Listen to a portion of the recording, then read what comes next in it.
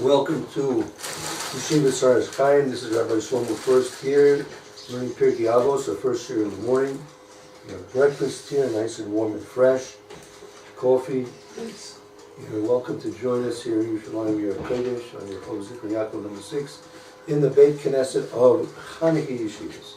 Okay, we're learning the first Mishnah, first Perek. Tomorrow night. So it's continuing, can you continue? You continue. Yeah, by the way, you should all know out there in the YouTube land, wherever you're watching, iPods, computers, whatever it might be, up there in the cloud.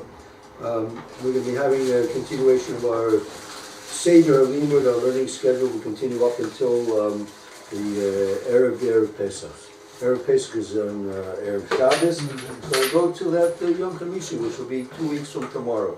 That's a shot from 9:30 to 12:30. We're in Mishnah Brewer, HaKodesh al Pesach, and if we have a chance, we'll try and learn some of the Gemaras which are relevant to those subjects as well. Okay, let's take one more look at the Maksar Vitri, which is attributed to Rashi HaKodesh, on the third Mishnah in the first Perek of Pirkei Avos. I think it's Isoichai. Would like to read? Any volunteers? Isocho. Isoichai. שם עירו אלו על מנת שלא יקבל פרס. ומתוך דבר זה פקרו המינים כמפרש בברייתא שהיו יושבים לפניו שני תלמידים צועדות בבייתוס כשמעו כך פרשו והלכו אליהם ונשאו אומה לעצמם שלא לשמוע עוד דברי חכמים כדי שכל דבריהם הווה וריק. לפי למה אדם יקיע לריק ואמר לרוח אם אינו נוטל שכר על מצוות ושוברים הם So that was the beginning. When they heard from their Rebbe and Tikkun that you should serve a HaKodesh Baruch Hu Shlomo al manas l'kabel pras, they said, well, lama adam yigi larik va'amol l'ruach. Why should a person put forth efforts for no reason whatsoever, and should strive for nothing? Right? He's not going to get schar on mitzvahs. Which, in truth, Antigonus never said that. He said that there's no. They thought there's no schar for mitzvahs, but that was their mistake, right? Antigonus says you should not serve HaKodesh Baruch Hu al manas l'kabel pras. But he said there's no. He never said that there's no reward. There's no schar for mitzvahs. That was their mistake. Kisoyim, go ahead. They thought.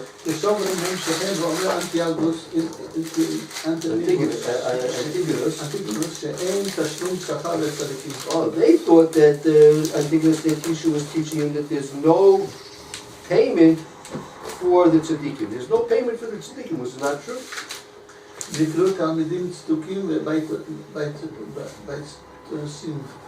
חס ושלום שלא עלה על דעתם של ידעו לומר כך, אלא כך אומר, שלא יאמר אדם אעבוד את יצרו כדי להספיק לי צורכי, אלא אינו מספיק יעבוד את בוראו מאהבה. Right, so Has v'Sholom, you should think that Antigonus was teaching that there's no payment for the mitzvahs that the tzaddikim do. And I don't know, anybody who does any mitzvah, even a Russia does a mitzvah, he's going to get paid for that mitzvah.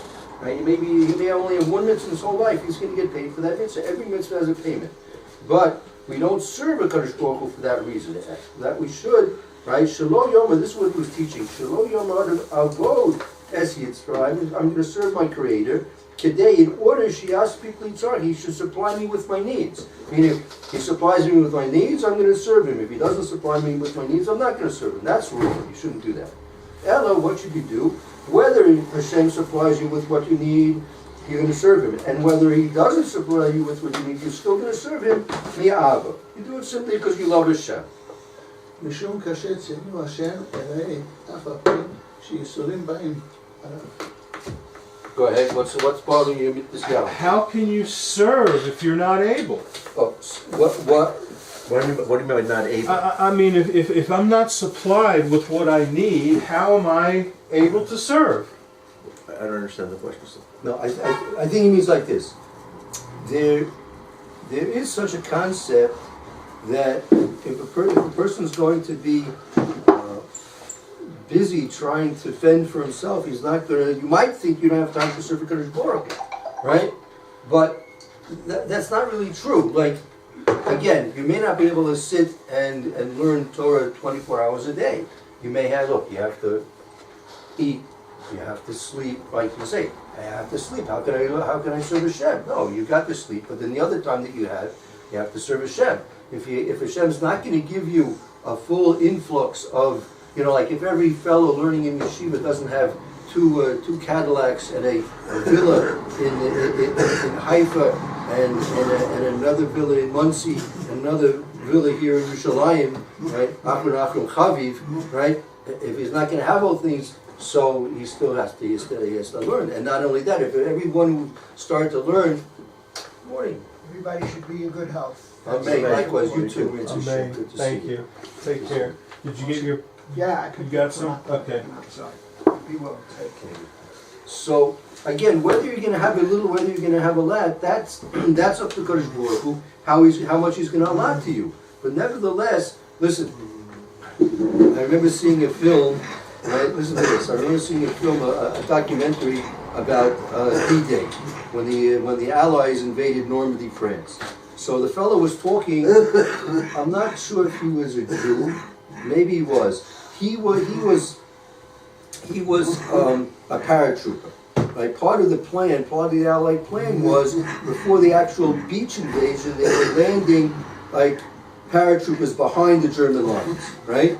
So. But before that, they were supposed to have an airstrike, right, and knock out a lot of the German Nazi maximum installations. What happened was because they couldn't get, they missed the targets, in short.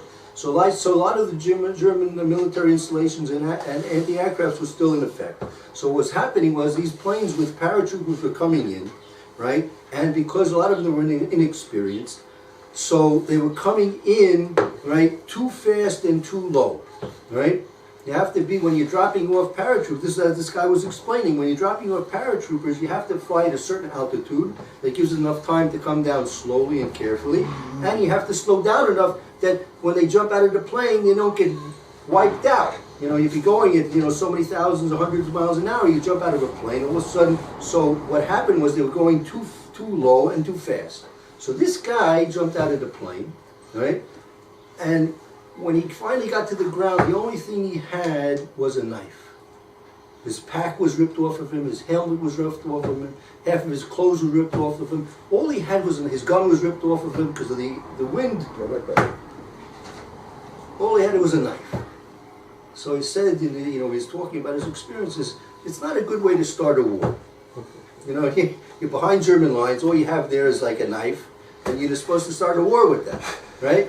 So, but does that mean, okay, turning him, I'm gonna resign from the army?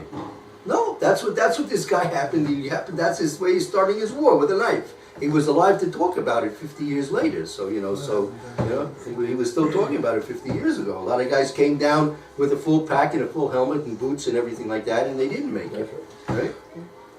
What I mean is, how do I make kiddush if I don't have wine? Make it on bread. How do I make motzi if I don't have bread? How do I put on a talis and tefillin if I don't have a place to sleep the night before? So that's what I'm saying. Okay, so that happened in the old country. People did not have places to sleep, and they went. And the show always has a pair of talis and tefillin that you can borrow. They're in Jewish life, there has never been a community that I know that you not get a piece of bread. No, so, I understand what you're saying. So I'm just explaining to you that, yes, you don't have everything you need, but based on the time that you have, you just have to give a little of the time to get through it. As a human being, I'm going to serve someone that puts me in that situation? People have served in worse situations. People I don't have understand. gone. I You don't understand? I can't see it. Because you don't know enough. But right. People have gone into fires. People have, when I went to the Ulpan, one of the things was Yom HaShoah. And one of the things they were talking about is Jews went to their death without fighting. And I got up and I gave it to the teacher. I says, you mean to tell me that a woman or a father or a husband stayed with their children, didn't jump the train to protect their father or mother, because they didn't know if they were going to get killed later on. But they had a responsibility now to take care of their children, and they died with them, and you don't think that's a brave thing to do? People have sacrificed throughout our lives. That's part of Jewish history. Okay? We don't understand it. Could we do it? I don't know if I can do it. But our forefathers did. Okay? And they were able to overcome. They didn't become the greatest scholars, but they knew how to keep the basics. And some of them knew more, some of them knew less. There's some of them who were very religious and went to the Holocaust, came up not believing. Some of them who didn't believe and came out the greatest rabbis, because they saw things differently. And I think that's what we have to remember. I don't think it's up to us to do it. Our job is to try. It says in Pirkei Avos somewhere that it's not for you to finish the job, but you are not. You're not going to complete the task, right. nor are you allowed That's to withdraw from it. That's it. That's your job.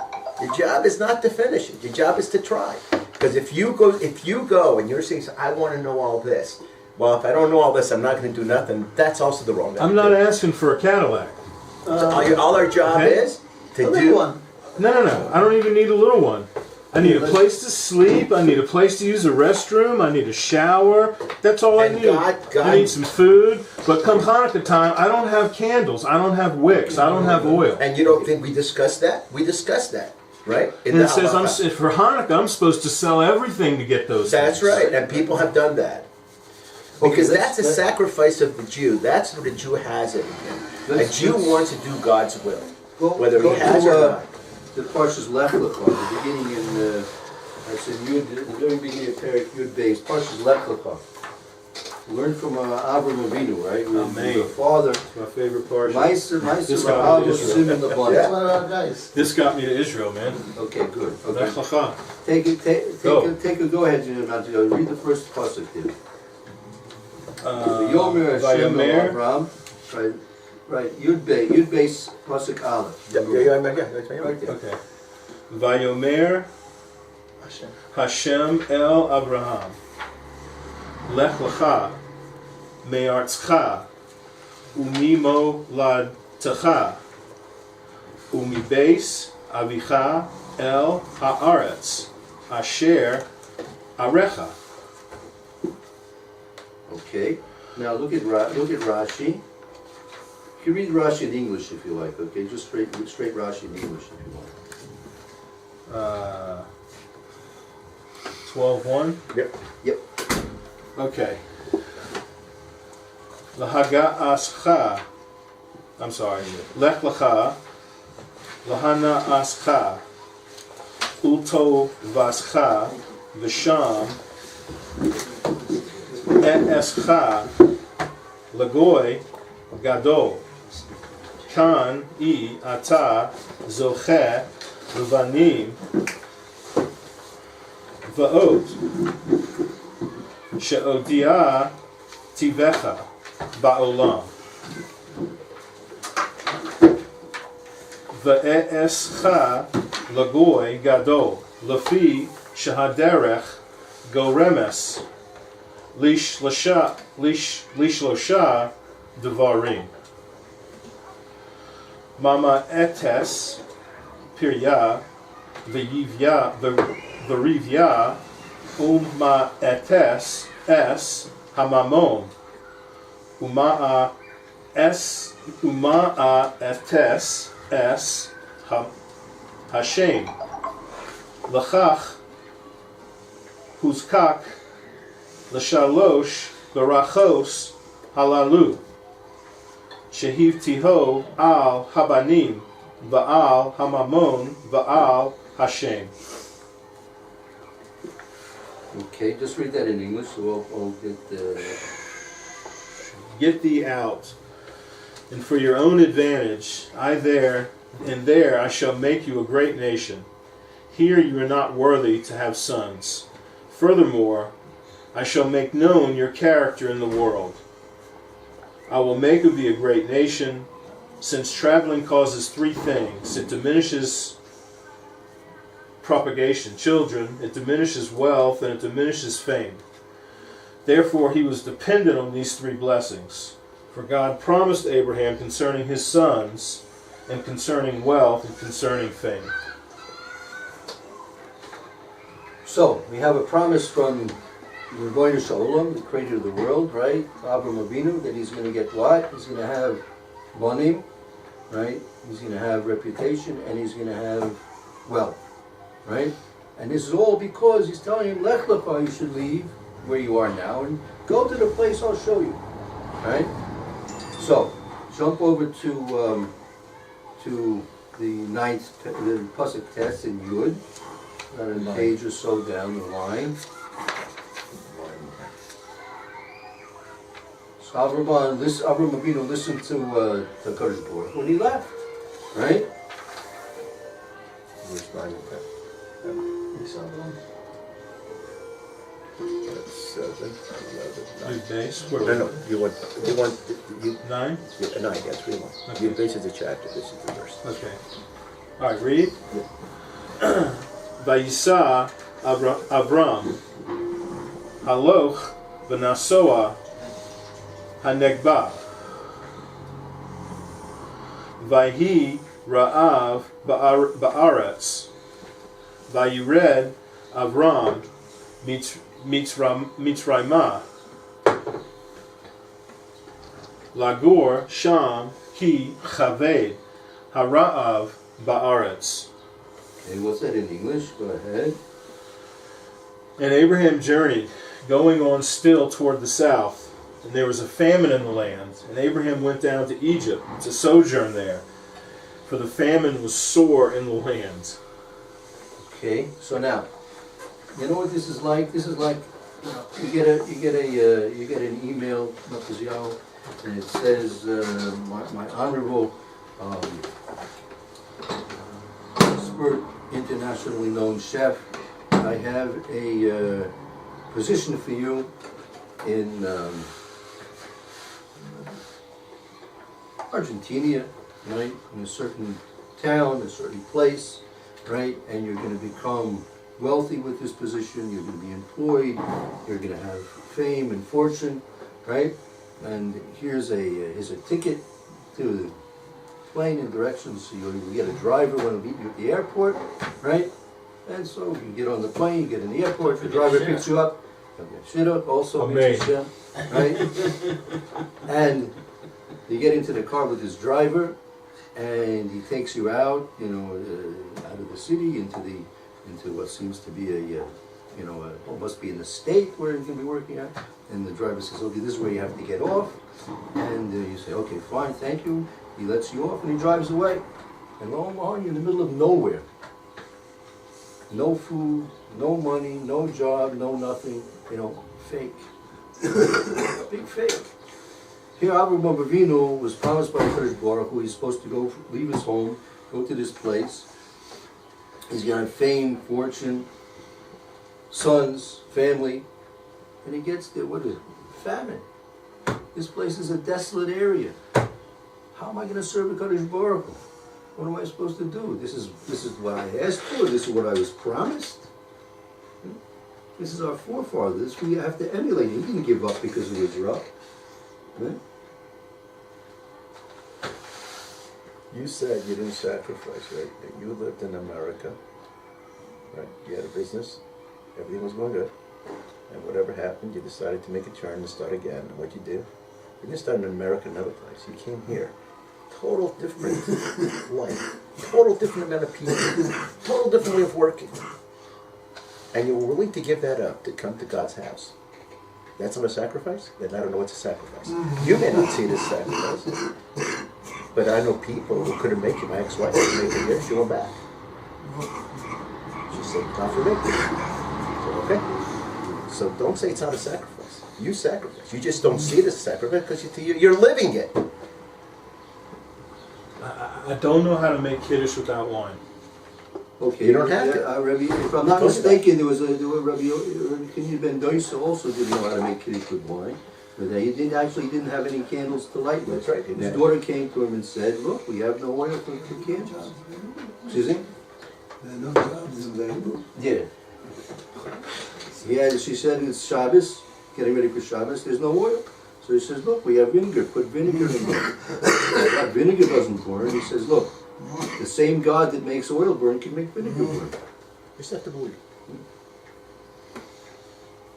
Again, there's no, in general, people want to serve HaKodesh Baruch Hu are going to have the things that they need to serve HaKodesh Baruch Hu. In general, there may be certain extreme That's your test. cases where it's not that case, right? We're learning right now about the ani. He doesn't have daled koises for grape juice or wine for Pesach. Question is how to overcome it happily. Okay. So even if, but we're supposed to, That's it. How does this stay? That's, you have to work at it. Nothing happens in one shot, right? You work at it.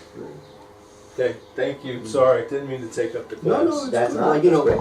but if it's if it's the fourth down and you're on the on your own 8-yard line, so that's when you have to punt, right?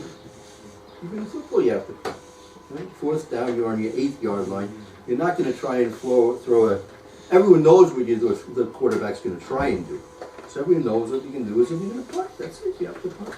So even in football, you have to punt. So sometimes the times are good, sometimes the times are not so good. But really, everything's good. We don't really understand the true picture behind it. Right there. We don't understand. Everything's good. We don't understand. If we had everything that we needed all the time, so that wouldn't be good for us. Right? But unfortunately, we live in, especially this society that we live in, this civilization, these societies that we live in, the Western society specifically, we're not brought up on that. We're taught that you got to get everything. If you don't get what you want, like you have a right to scream, kick, and even kill, right?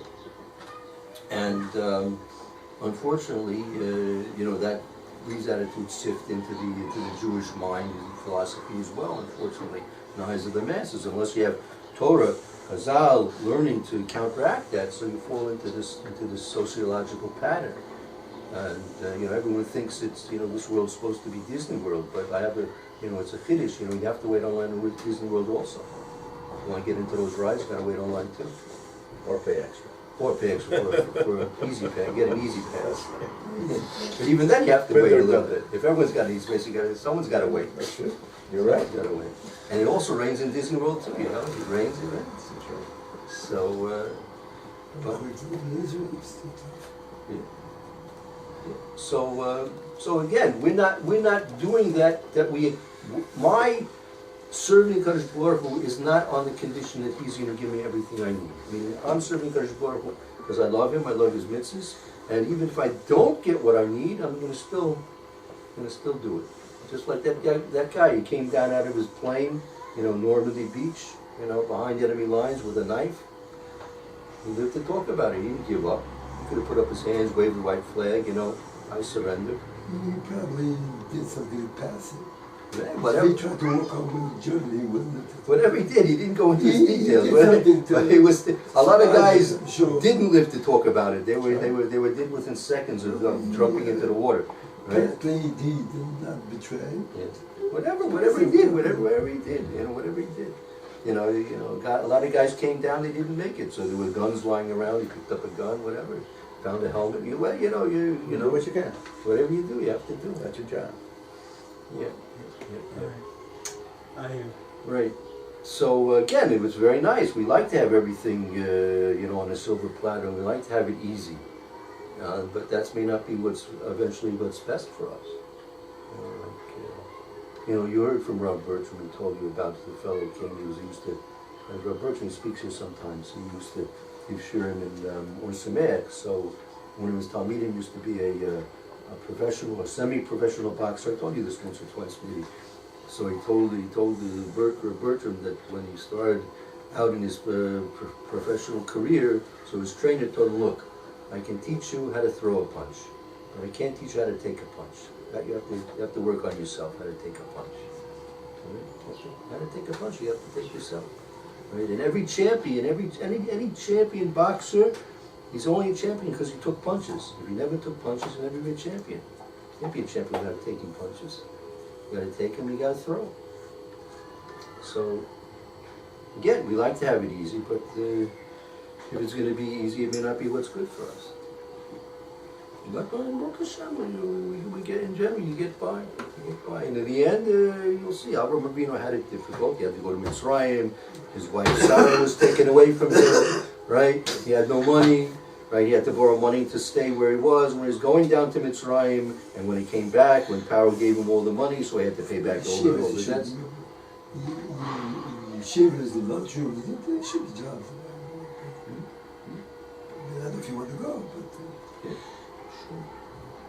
Okay, so that's the point. We have to do it whether Hashem's going to give us what we think we need and want, or whether He doesn't give us what we think and what we want. But our job is to serve. You know, we have mitzvahs, we have a Shulchan Aruch, we have a Torah that tells us exactly what we have to do. And it also tells you about things if you don't have. If you don't have enough for oil for Hanukkah lights, so you have to do this. And if you don't have enough for wine for Pesach, you have to do this. And if you don't have wine, you're supposed to do it with bread. You don't have bread, so built into the laws all those situations where people may not have this. Okay, let's go to the next year in this. Thank you.